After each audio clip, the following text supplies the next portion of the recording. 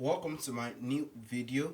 I'll show you guys that you guys are going to enjoy this video I'm trying to make. I just need you guys to be patient with me, listen to me carefully, and you're going to grab one or two things in this video I'm trying to bring out today. This video speaks more about the history of the music we are listening today. And please do also subscribe to my YouTube channel. That's mean a lot to me. I want to talk about the issue, the main thing that made music to be one of the assets that has been tremendously growing in the country Nigeria. Nigeria made it in the country, Nigeria made it in Africa when it comes to the music industry. How did that happen? Where did it started?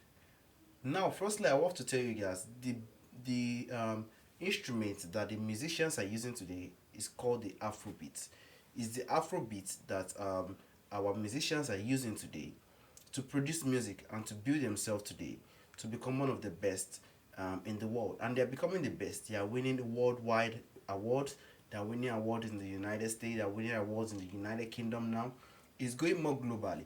And the more unity within these musicians, they could continue to be the best and the best and the best of the best in the world they find themselves. Now, let's talk about the issue. Now, what is Afrobeat? We have to understand what Afrobeat is on its own. What does Afrobeat itself mean? It is known as an Afrofunk. Now, if you say Afrobeat, Afrobeat is also known as Afrofunk.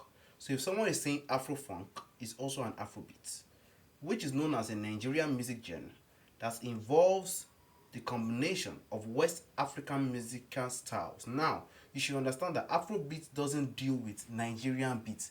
It doesn't deal with our gong gong, shekere, and things like that. Afrobeat too deals with some instruments that are being used from the West African. You should know the West African, the Ghana, the all those. So there's some instrument they picked there that is being used to create Afrobeat, and it's mainly and from mainly Nigeria, such as traditional Yoruba and Igbo music and Highlife, which with American funk. Now you understand now. Most of the Igbo Highlife. Now Highlife is more of live shows. Highlife is more of the instrument they use. Igbo have a lot of instruments. They gathered it together.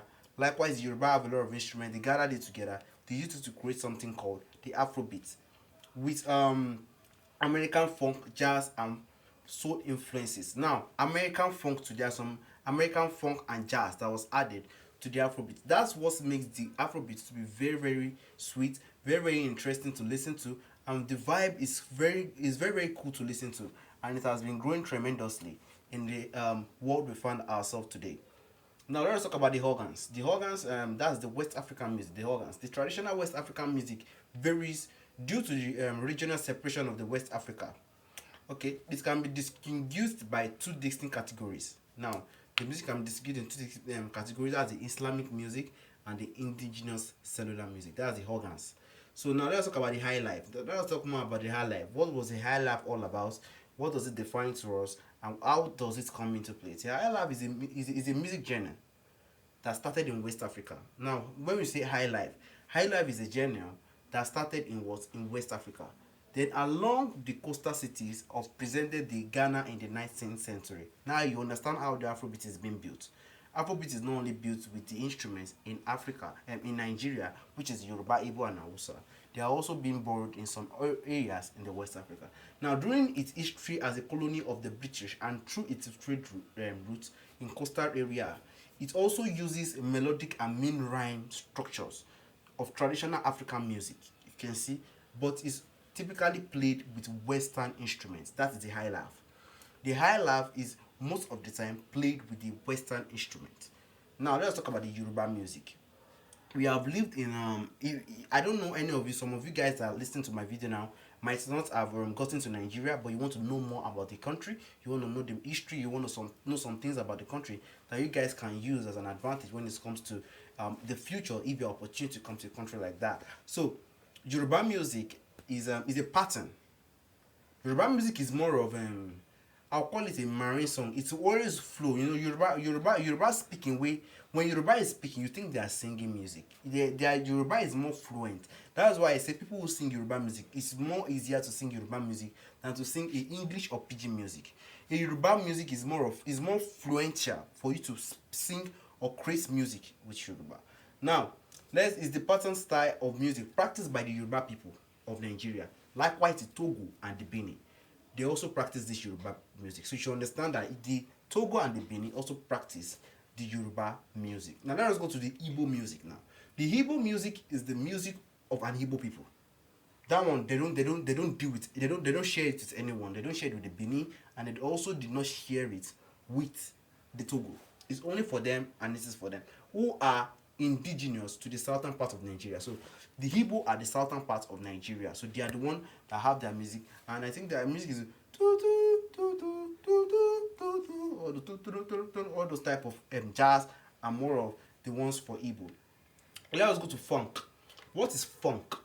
What is funk? What does it mean? Funk is a music genre too. It's also a genre that is originated in African American communities in the mid 1960s, when musicians create a rhythmic, danceable new form of music through a mixture of various music genres that were popular among African Americans in the mid 20th century.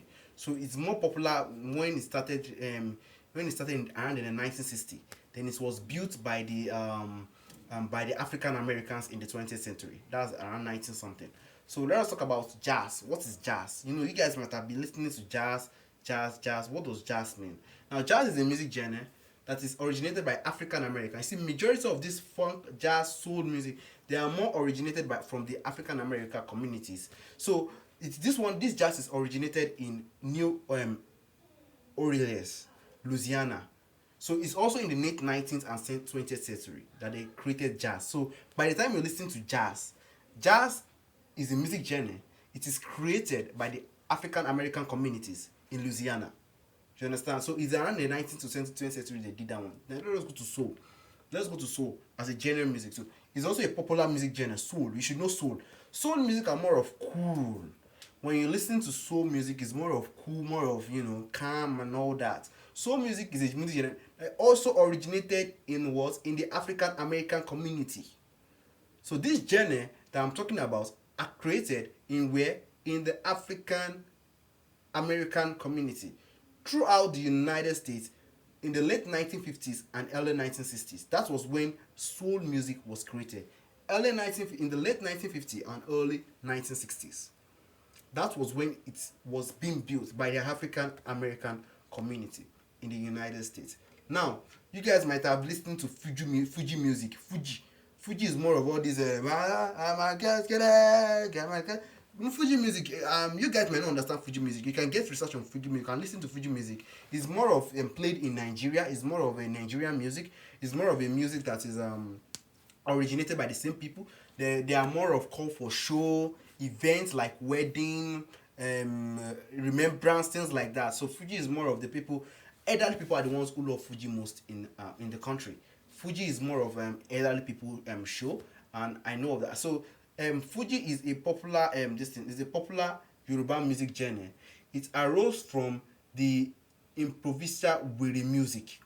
So it's a Yoruba music genre, as I said. It's more of a Yoruba music genre, and it arose from the improvisational wiri music, which is also known as Ajisari, meaning waking up for Sari. That is the meaning of Fuji. It's a music genre from improvisational wiri. Is one of the improvisational wiri music, which is also known as the Ajisari, meaning wake up for Sari, and a genre music performed to wake Muslims. So Fuji is more of connected to the Muslim before done during Ramadan fasting season. So before Ramadan fasting season, Fuji is what they mostly play during the Ramadan fasting season. So Fuji is not more of bad music that you hear different type of languages, different type of things that is not of you should listen to. It's more of educational things, like it's just in Yoruba for most of the time, and that is how Fuji has been building itself. Now let's talk about Afro-Cuban music. There's also one Afro-Cuban music. What is Afro-Cuban music? This one it's derived from musical traditions of many ethnic groups from different parts of the West and Central Africa that were brought to Cuba as slaves between 16th and 19th centuries. So that is Afro-Cuban. So it is those ones are different parts that are brought by the Cuba. They were brought to Cuba by the slaves. You understand? In West and Central Africa. So let us talk about the years active now. When was it active? So it was active around from 1958 to 1997. Now let us talk about the labels. The labels that is here. The labels is we have the Barclay, the labels that use this instrument the most, the labels that work on this instrument, that use this instrument most of the time to create music for the artists who want to sing in some particular area of the music genre. We have the label, we have the Barclay slash Polygram, we have the MCAs or Universal, we have the Celluloid, we have the EMI Nigeria, we have the Jaffa Bro Nigeria, we have the JVC, we have the Wase, we have the Snatchy, and we have the Clinton Factory. Origin. Where was Origin? Where was Afrobeat this thing originated? It was originated in Nigeria in 1960. So you should understand that Afrobeat was originated in Nigeria. So instruments. Let us talk about the instruments in 1960. So let us talk about the instrument that is being used in Afrobeat. Instrument now. Those ones we talk about are like genre, music genre. Now this is instruments that they use most of the time in Afrobeat. The beats: 1 horn, 2 sakara drum, 3 saxophone, 4 shekere.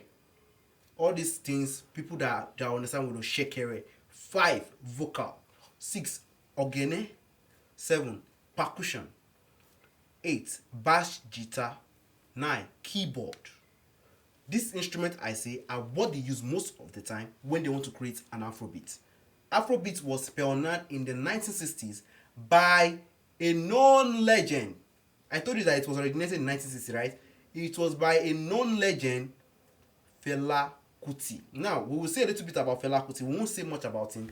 He's a real legend. He's a man that didn't live with us that long. But you guys have to understand that it was brought up, it was built, it was created by someone called Fela Kuti. Now, let us know about him. So, let us say this full name. The full name of Fela Kuti is Fela Anikulapo Kuti. So, let us talk about him. He's a Nigerian musician. He's a brand leader. He's a composer. He's a political activist. And he's a pan-Africanist. So, those are what Fela Anikulapo Kuti does when he was alive.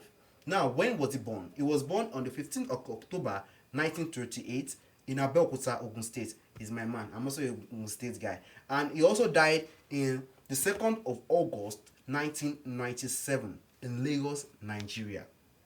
So those were the two places. He died in when? He was born in 1938. He died in 1997 in Lagos, Nigeria. Now, who was he married to? He was married to Remilekun Taylor in 1962. Why is it that it's on the Independence Day? When we gain independence, Fela recognized our country. So why is it that it's that time? So it was around 1960. He also married his wife, and he had 3 children. He had Femi, Yeni, and Sola, and he's also registered as the king of Afrobeat. So when anybody asks you who is the king of Afrobeat, the king of Afrobeat is who? It's Fela Anikulapo Kuti, popularly known as Fela Kuti. He is the king of Afrobeat. Now, he's registered as the king of sorry, my apologies. Some people are claiming they are the king of Afrobeat. I am not saying he is the king of Afrobeat. I am saying that he is registered. He is registered as the king of Afrobeat. My bad. I have to correct myself there. He is registered, not he is the king. He is registered as the king of Afrobeat. So let me make that one clear to you guys. So the name of his mother is Fumilayo Ransom Kuti. He's a woman and is also a rights activist. And the name of the father is my apology, Israel Oludotun Ransom Kuti. He's an Anglican minister. His father is an Anglican minister. Israel Oludotun Ransom Kuti. He's an Anglican minister. He's a school principal, and is also the first president of the Nigerian Union of Teachers. He is the first president. Nigerian teachers have union. He was the first president of the Nigerian teachers Union of Teachers. So Nigerian Union of Teachers, the union, he was the first president in that group then. And Fela, so let us know some things about Fela, where he studied, and a little bit about what Fela has achieved during his own time. Fela went to Abeokuta Grammar School, and later on, in 1958, he went to Abeokuta Grammar School. Anybody who knows that school today, that was where he studied in 1958. Then he went to London to study medicine. But by his personal experience when he was in the school, he tried his best to study music. instead at Trinity College of Music. So from his own personality, he decided to study music at Trinity College of Music. And when he was in the college, he found he found a brand when he was learning music in that Trinity College of Music. He saw a brand called Cola Lobitos and played a foods of jazz and highlife. So that brand was called Cola Lobitos. They play fools of jazz and highlife. So he was joining them, feeling the vibe, enjoying the vibe when he was in the school in the Trinity College of Music. So that was where that was where he was building himself. And in 1969, he also took the brand to the United States, this brand that we're talking about, the Cola Lobitos, and spent 10 months in Los Angeles. So this guy was a guy that I think his parents are quite okay because they spent a lot. They tried their best to get their children the best education, and he tried his best to improve himself in the brand that he has joined and built himself, and to the United States, and spent 10 months in Los Angeles to build himself as a person to become a successful person tomorrow. On the 3rd of August 1997, it was announced dead by the former federal minister of health, saying he died of AIDS. Now, if they ask you guys, if you guys, maybe you can be asked anytime, he died of AIDS. That was what they announced. Fela Kuti was died of on the 3rd of August 1997. But his youngest son Seun Kuti doesn't support the term saying that he died of AIDS. I don't know why he says that. I don't know what he sees. I don't know what he understands. But his youngest son Seun Kuti still battled that his father did not die of AIDS, and he continues to build his father's legacy. That is Seun Kuti. So now let's know as what is it refers to? It refers to as one of the Africa's most challenging and charismatic music performance. So you can go to online, you can search Fela Kuti, listen to his music, learn one or two things from his music. He released a lot of music when he was alive. He's recognized, he's registered. He's also a man that was registered because he was the one who started this Afrobeat band. So he's someone that is more of registered as the king of Afrobeat. So and his politics is essential to Afrobeat due to Kuti using social criticism to pave the way for change. So he also used Afrobeat to politically. He used Afrobeat to attack the politicians. He used Afrobeat to attack a lot of leaders in the country. So politics is essential to Afrobeat when he was singing, and he used a lot of criticism on the government. So his message can be described as confrontational and controversial, which relates to the political climate of most of the African countries in the 1970s. The way the African countries rules, he always used Afrobeat to say a lot of things, say a lot of controversy, say a lot of criticism about them. Then he also have many of which were dealing with political injustice and military corruption. So he always talk more about, in the Afrobeat, he always talk about more of political injustice and the military corruption that was going on by that time. And while recovering from the transition from colonial governments to self-determination. Thank you very much for watching my video. I want to appreciate you guys. Now you know Fela Kuti is a man. He's the person who combined and built the Afrobeat. And he has been, and Afrobeat now, as you guys know, has been one of the best brand. We have a lot of popular artists today that are doing well. We have a lot of famous people today who are also claiming and being stronger to call themselves the giants of Africa. Some are calling themselves the king of Afrobeat today. There are a lot of people who are building this thing, and they are trying their best to earn a living from it, and it's also working for them. And everybody are falling in love with Afrobeat, and I hope it continues to build. And we also hope that unity continues to stand within the artists of the Afrobeat, and we hope that good things continue to come out from the music and the industry as a whole. We all want to be the best, and we all want to see ourselves to come out of the world in a good and great color. And I continue to appreciate the musicians, every single one of them who are trying to bring out music through the world, who are still trying to use Afrobeats to build themselves, to make themselves popular, to make themselves famous. I want to say thank you very much. I'm also a big fan of the Afrobeat. I listen to Afrobeat every single day, and I want to say thank you. Stay safe, stay nice.